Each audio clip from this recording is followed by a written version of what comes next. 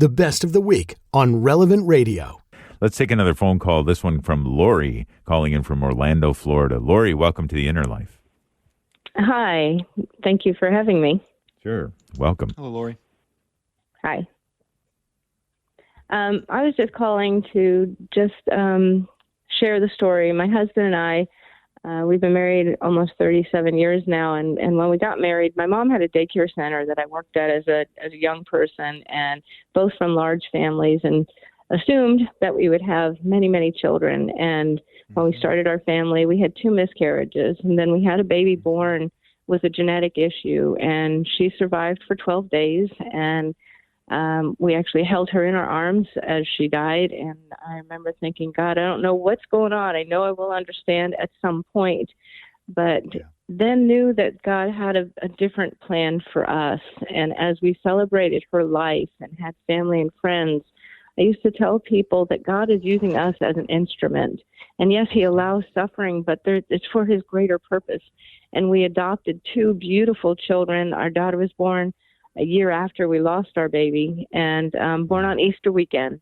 And our son was born 4 years later, and received both of them out of the hospital. So, it was just a beautiful, God knew what he wanted. And we had to let go of, I used to say, God, your will be done, not mine. And I don't understand any of this, but your will be done. And I trust in you. So. Woo, Laurie. Yeah, you're touching upon some deep, powerful things there. And I thank you for your call. And you're exactly right.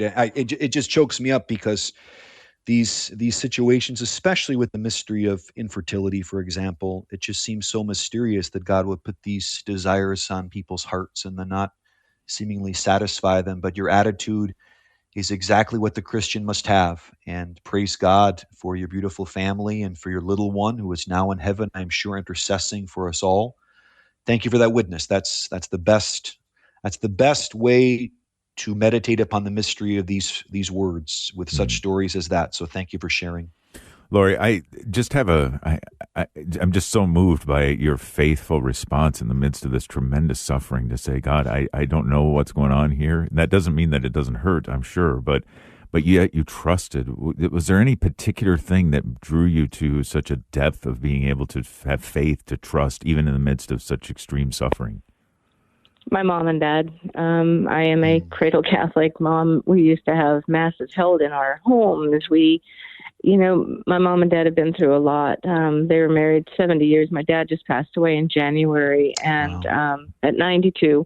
Mom is 91 and continues to just know that God's got a plan for her. As she says, he's not done with me yet, because Dad wanted her to go with him. But I'm God's sure. not done with me yet, and she's got a purpose. And I contribute everything that my strong faith is based on examples they led. They brought us here, and we just know that he has the greater plan. We just need to turn off that human piece as exactly what you're talking about. No, it's what I want. No, it's not. Right. And God's got a greater plan, and we will see that one day, and I'll be able to get all my answers. Question is, why was this such a struggle for us to have biological children?